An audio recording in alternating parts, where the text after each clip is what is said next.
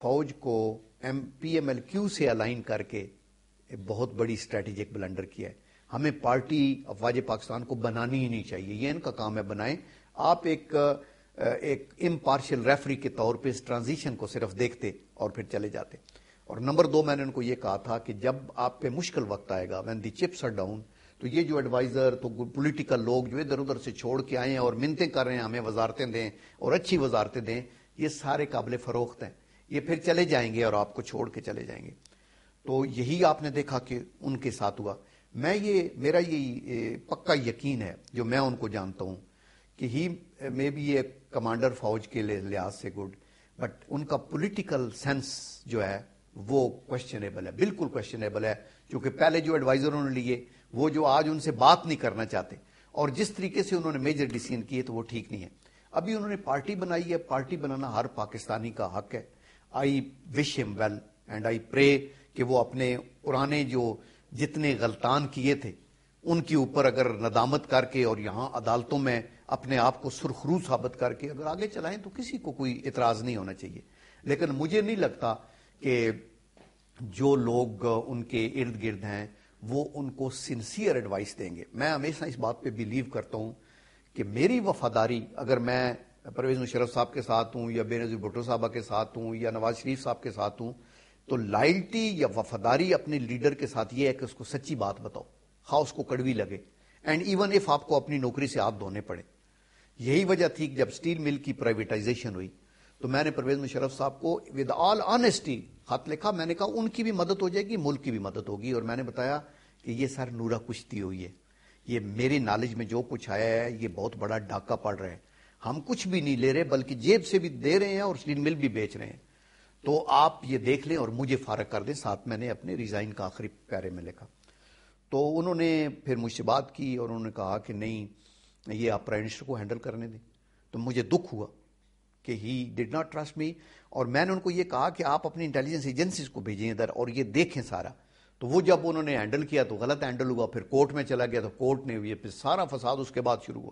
اگر میری اس بات کو کریڈیبل سمجھ کے اس وقت وہ مان لیتے, جو میں پروف کے ساتھ دے رہا تھا کہ یہ ہے, اس کے پیچھے ہندوستانی مثل کا بھی مجھے اندیا دیا گیا ہے, اس کے اندر یہ بھی ہوا وہ بھی ہوا, وہ میں نے لکھ کے ان کو بھیجا. جو پریزیڈنسی میں بھی ہوگا شاید سپریم کورٹ میں بھی وہ لیٹر پڑھو. تو انہوں نے نہیں کیا تو نقصان ہوا. اور آئی ہوپ کہ ابھی وہ پتہ نہیں اس پہ ریپینٹ کرتے ہیں یا نہیں کرتے ہیں. اس لیے میں یہ کہتا ہوں کہ ریٹائر ہونے کے بعد بیسٹ وے یہ ہے کہ اگر میں سیاست میں انٹرسٹڈ ہوں تو میں اپنی کانسٹیچوئنسی میں جاؤں اور لوگوں کے آگے اپنے آپ کو پیش کروں. مجھے پتہ ہے مشکلات ہوں گی چونکہ برادری سسٹم, پیسہ, مال, بدیانتی, یہ سب کچھ ہیرا پھیری, وہ جو فیک ووٹیں ہوتی ہے. لیکن آپ اگر قسمت آزما کے اوپر آ سکتے ہیں تو آپ دیکھیں کہ آئزن آور بھی فوجی تھا جو امریکہ کا بڑا مشہور صدر تھا, ونسٹن چرچل بھی فوجی تھا, بہت سے اور لوگ فوجی ایسے ہیں جو ابھی انڈونیشیا کا صدر جو ہے الیکٹ ہو کے اوپر آیا. تو آپ آ جائیں. کولن پاول تو الیکٹ نہیں ہوا تھا لیکن اس کو بھی ڈپلومیسی کے لیے استعمال کیا. ٹیلنٹ جہاں دیکھیں آپ اس کو ہنٹ کر سکتے ہیں اور اس کو آگے لا سکتے ہیں. اور ہمارے پاکستان کے اندر صرف فوجی نہیں, بیوروکریٹس بھی, میڈیا کے لوگ بھی, سول سوسائٹی کے لوگ جو یہ سمجھتے ہیں کہ وہ ملک کو ریپریزنٹ کر سکتے ہیں اور دیانتداری کے ساتھ اس ملک کی طہارت میں اپنا ہاتھ بٹا سکتے ہیں, ان کو آگے آنا چاہیے. صحیح. اچھا, ابھی امریکہ کی طرف اب تھوڑا ملک سے تھوڑا اس ریجن کی طرف جاتے ہیں, ریجنل پالیٹکس پہ. امریکہ کی طرف سے فوج کے اوپر پریشر ہے کہ نارتھ وزیرستان پہ مطلب اٹیک کریں. وہاں حقانی جو نیٹ ورک ہے, حقانی نیٹ ورک کے بارے میں جو ایک عام طور پہ جو پیش کیا جاتا ہے میڈیا پہ کہ وہ جو ہے پاکستان کی جو آئی ایس آئی ہے یا پاکستان کے مفادات کے خلاف کچھ کام نہیں کر رہے بلکہ وہ ایک اپنی ایک فریڈم سٹرگل کر رہے ہیں افغانستان میں. اچھا, اور دوسری طرف ہم یہ دیکھتے ہیں کہ جو امریکنز ہیں وہ بیک ڈور ڈپلومیسی کے ذریعے طالبان سے مذاکرات کرنا چاہ رہے ہیں تاکہ کوئی سولوشن نکلے اور وہ اس جنگ سے نکل پائیں کسی طریقے سے. اور پاکستان کو دوسری طرف وہ منع کرتے ہیں کہ وہ طالبان سے کسی قسم کے مذاکرات کریں, اور پاکستان ہی چاہتا ہے کہ وہ اس کے اندر موجود رہے تاکہ وہ اپنے بھی انٹرسٹ, اسٹریٹجک جو انٹرسٹ ہے پاکستان کا, اس کا تحفظ کرتا رہے. اس پورے سینیریو کو آپ کیسے دیکھتے ہیں؟ دیکھیں جو یہ افغانستان کی جنگ ہے 9/11 کے بعد شروع ہوئی ہے، اس سے دہشت گردی میں اضافہ ہوا ہے، اور یہ ایک بہت بڑا بلنڈر ہے جو امریکن اور نیٹو فورسز نے کیا ہے، جو یہاں آ کے ایک سوورن کنٹری پہ حملہ آور ہوئے اور اس پہ قبضہ کر لیے۔ ابھی ہم سمجھتے ہیں کہ اس کا ملٹری حل نہیں ہے، اس کا سیاسی حل نکلنا چاہیے۔ دنیا میں کوئی بھی ایسا مسئلہ نہیں تھا جو سیاسی حل سے حل نہیں ہوا، ایون آئرلینڈ کا مسئلہ بھی سیاسی طریقے سے حل ہوا ہے۔ تو ان کو ایک تو سیاسی حل نکالنا چاہیے، مذاکرات کرنے چاہیے، نیگوسیشن ہونی چاہیے۔ ابھی جہاں تک امریکن کا یہ ڈیمانڈ ہے کہ ہم اپنے ملک میں ایکشن کریں، آئی تھنک ویری وائزلی ہماری آرم فورسز کی قیادت کہہ رہی ہے کہ آپ ہمیں نہ بتائیں، یہ فیصلہ ہمارا اپنا ہوگا۔ اور یہ ٹرائبل بیلٹ کی بات نہیں ہے، کراچی سے لے کے خیبر تک کہیں کوئی مسئلہ ہے جہاں ہماری پارلیمنٹ اور سیاسی قیادت یہ سمجھتی ہے کہ یہاں لمیٹڈ فوج کا استعمال ضروری ہے بہت ہی، تو وہاں ضرور کیا جائے، لیکن آرڈینریلی کسی کے کہنے کے اوپر ہم نہیں کر سکتے۔ ابھی اگلا پوائنٹ یہ ہے کہ اگر حقانی گروپ جو ہے پاکستان میں موجود ہے اور پاکستان کے مفادات کے خلاف کام نہیں کر رہا، تو ہم اس کے اوپر کیوں حملہ کریں؟ لیکن اگر وہ بارڈر کراس کر کے افغانستان میں جا کے ایک اور ملک کے اندر وہ کر رہے ہیں اور حکومت کی اجازت کے بغیر کر رہے ہیں، تو یہ الاؤڈ نہیں ہے۔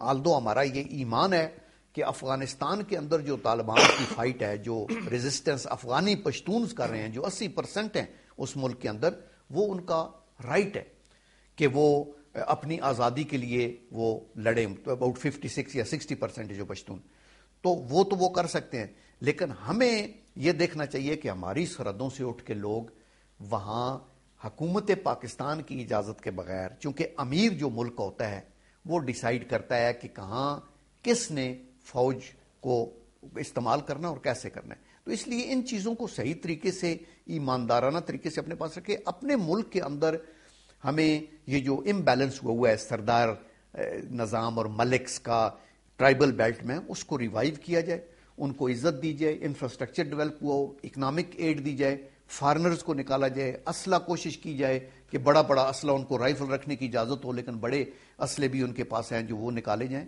تو اس طرح آگے چلا جائے۔ افغانستان کے اندر امریکہ ابھی 10ویں سال میں داخل ہو گیا، 10ویں سال میں۔ یہ اس دنیا کی میرے خیال ہے تاریخ کی لمبی ترین جنگ ہے، دوسری جنگ عظیم بھی اتنی نہیں لگی۔ اس کے اندر ابھی امریکہ بہت برا پھنسا ہوا ہے، اور وہ جو ہمارے پاس آج یہ اسٹریٹجک ڈائلاگ کی بات کر رہا ہے، یہ محبت نہیں ہے ان کو پاکستانیوں کے ساتھ، یہ ادھر سے ایگزٹ چاہتے ہیں اور چاہتے ہیں کہ پاکستان اس میں رول ادا کرے اور پہلے یہ الغار کر دے اپنے ملک کے اندر، پھر ہمیں مدد کرے وغیرہ، وہ ہم نہیں کرنا چاہتے۔ ان کی جو کیجولٹیز ہیں وہ پچھلے سال 521 تھی ایک سال کے اندر امریکن کی ڈیتھس افغانستان میں، اس سال ابھی یہ ستمبر اکتوبر تک کی 600 سے کراس کر گئی، اور یہ 10واں سال ہے جہاں سچویشن امپروو ہونی چاہیے تھی، وہاں ایگراویٹ ہوتی جا رہی ہے۔ 100 بندے مر رہے ہیں، اگر 600 بندہ ایک مہینے کے اندر مر جاتا ہے تو آپ سوچیں کہ یہ تو روز کا کتنے بندے بنے، بہت سے، تقریباً بہت ہیوی، ایک مہینے میں نہیں، 600 بندے ان کے سال میں مریں، ایک مہینے میں تقریباً 100، دیٹ مینز 2 سے 3 بندے ہر روز ان کی لاشیں گر رہی ہیں، تو مشکل کام ہے۔ لیکن اس میں یہ بھی ہے نا کہ اگر کسی جگہ پہ اٹیک ہوتا ہے، وہاں جو انڈیپینڈنٹ جرنلسٹ ہیں وہ نہیں آ سکتے، بلکہ یہ جو فگرز آتی ہیں یہ امریکن کمانڈر ہی بتاتے ہیں، تو ہمیں تو ریئل فگرز تو پتہ نہیں ہے، یہ وہ ہیں جو رپورٹڈ ہیں، رپورٹڈ ہیں، اس سے زیادہ ہیں، تو اس لیے انہوں نے نکلنا ہے، نکلنے کے لیے وہ پاکستان کو خوش کرنا چاہتے ہیں، لیکن کہہ رہے ہیں 2 ارب ڈالر کی امداد دیں گے، اور وہ بھی 2012 سے شروع ہوگی، اور وہ بھی تب شروع ہوگی کہ کانگریس اپروو کرے گی، اور ابھی نومبر میں الیکشن ان کے ہونے ہیں، تو ہوپ فلی یہ حکومت جو ہے ان کی اوباما کی، یہ کانگریس میں میجارٹی بھی لوز کر جائے گی، تو پھر یہ کوئی اور بہانہ لے کے آ جائیں گے۔ ہمیں تو 2 ارب ڈالر تو پی نٹس ہیں، ہمارا تو 40 ارب ڈالر کا نقصان ہوا ہے، اور وہ ان کو پے کرنا ہے، یہ ایڈ کی بات نہیں ہے۔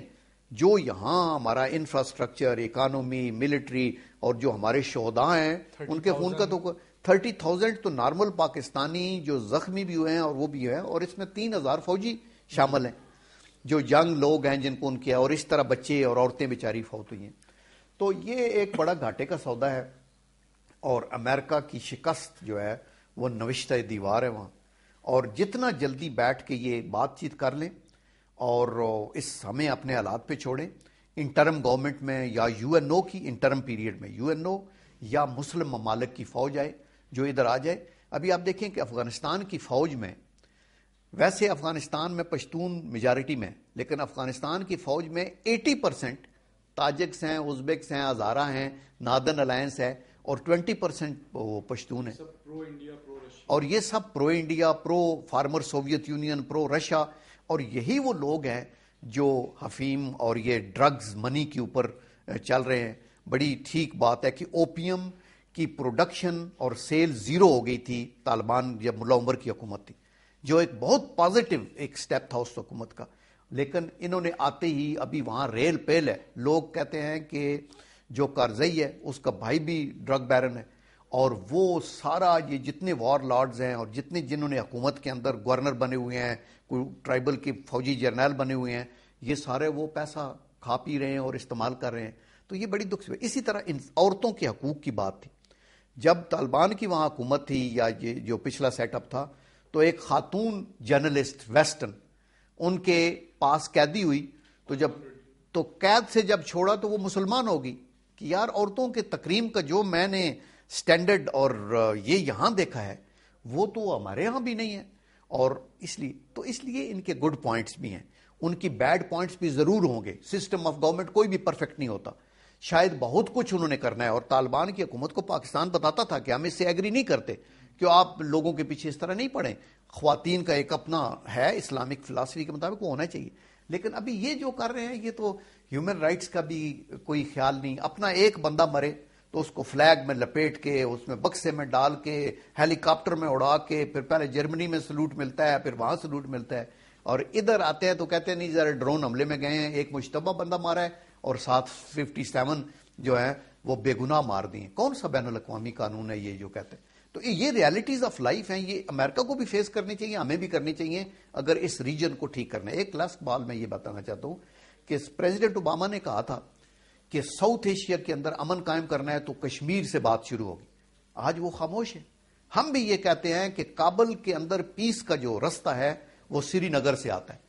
آپ اگر فلسطین میں بھی مسلمانوں کو ماریں، ادھر بھی مسلمانوں کو ماریں، عراق کے اندر بھی آپ نے ایک ایسے شوشا کی حکومت قائم کر لی ہے، افغانستان سے بھی آپ نکلنے کو تیار نہیں ہیں، اور پھر آپ کہتے ہیں کہ نہیں یہ وجہ کیا ہے، دہشت گرد کیوں پیدا ہوتے ہیں.